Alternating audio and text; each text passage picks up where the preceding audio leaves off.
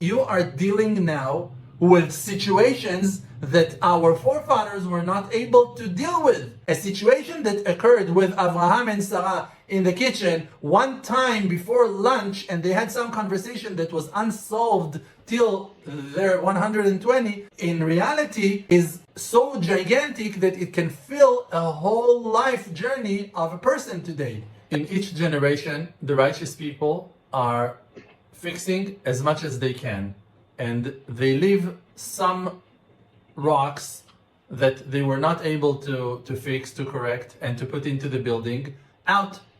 And then the next generation is coming and taking the stones that were left behind by the builders of earlier generation, and they put it into the building. And each generation is using more rocks and more stones, to build more floors up to the top of the building. Now, in the last generation, there are righteous people who are appointed on completing the building. They need to fix. Now, they might find new stones, but most likely in the last generation, you won't find new stones because the builders of early generations already took them, already used them. The more probable situation is that they will use only worn out stones, rolling stones. תשתפכנה אבנות קודש בראש כל חוצות. Stones that already fell, stones that were too hard to fix and to set into the building, that the earlier builders already gave up on them and dropped them, and they became roadblocks, they became obstacles, those stones, problematic stones with hard angles, hard to be set, hard to be fixed, hard to be put into the building, stubborn stones. And those will be the stones that will be set in the top, in the roof, in the crown of the door, of the entrances to the windows. Even harosha, even maasu abonim, hayta lerosh pina. It becomes the top of the angle of the crown of the doors, of the entrances. So we're very old souls, and now what it's all about? Really, it's all about reincarnation. It's all about dynasties. Because let's say that a person's name is Eitan. Okay, let's say that the person's name is Moshe. Why his name is Eitan and Moshe? Or why Hashem chose those names? Because he has a spark that comes from Eitan Ezrachi, that was Avraham Avinu, and he has a spark from Moshe, that was Moshe Rabbeinu. And those two sparks, what are they? Those are portions, parts of the souls of Avraham or of Moshe, or together, combined, that they were not able to set into the building of their own souls. Portions that were still set for corrections. Because even Avraham and even Moshe, with all their greatness, they also, in their level, to their high end of perfection, had certain things they needed to correct. Avraham Avinu failed in few things in his lifetime. Moshe Rabbeinu, it's written that he failed in anger 5 times in his life. And other things happened to them in life. And those parts of those righteous people were not rising with their holy work. So it passed on to the souls that received the portion of Avraham or of Moshe in the next generation. And because the first ones were gigantic souls, when it came to the next generation, they were not able to, those portions of souls that remained to correct, to fix, they could not pass to one righteous man in the next generation. So it passed to 20 people in the second generation after Avraham.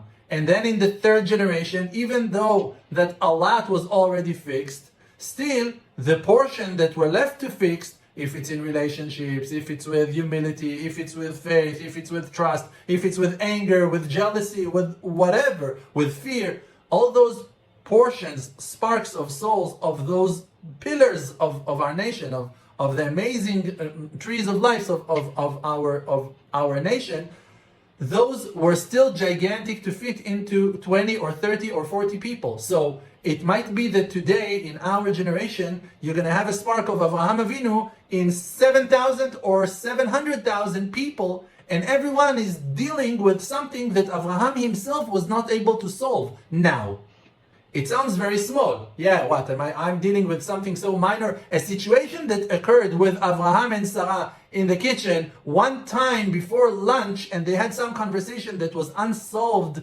till their 120, in reality is so gigantic that it can fill a whole life journey of a person today. A moment, a glimpse of an eye, a word, a thought can be the purpose and the essence of a person's lifetime today. Now, we today will judge ourselves. Look at my life. Look at my... Achi, you are dealing now with situations that our forefathers were not able to deal with.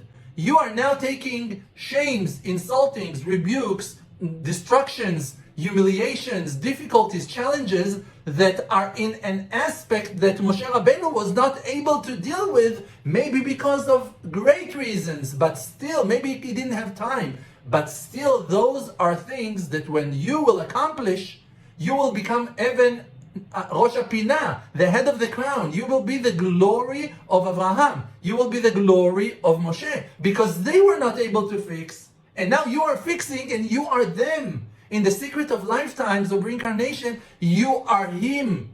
You are them. We are them. We are our father's souls. The soul is passing from one generation to the next. Now, also the DNA in physicality is passing from first generation to the next. Apple tree today, outside in the field, is a descendant of the first ancient apple tree that was created into the Garden of Eden by Hashem. Maybe it's not the same sweetness, not the same size, not the same color, but it is the great-grandchild of the first apple as well. It's his seed. Now in soul, it's even deeper, it's even higher.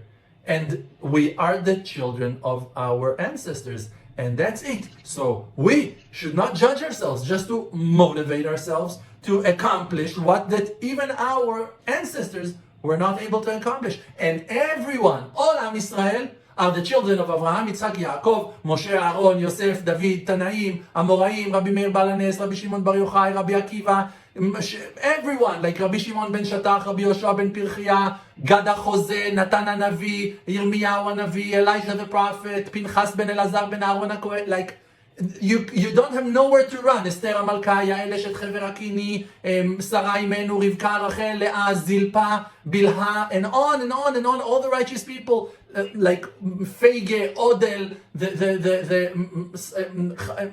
Chaya Mushka, like all the righteous women throughout all generations. You are them, they are you, they are us, we are them. It's one Chadamachta, one unit. Kudsha Berichu, the Torah and Am Israel are one unit. The Maker, the Holy Torah, oral Torah, and physical written Torah, and the souls of Israel is one unit. Except for finding which letter you are, except for understanding your purpose, your inspiration, your motives, your reasons, your siyata dishmaya, how you're being guided and supervised from heaven, to which course, to which path, to which road, to which lane, to which success, to which challenges. There's nothing else to do. It's only, the Zohar HaKadosh is saying, the purpose of a person's life is לדעת אותו יתברך ולהכיר אותו יתברך. To know him, Hashem, and to recognize him. In your life, בכל דרכיך דעהו. In all the paths of your life, you should know him.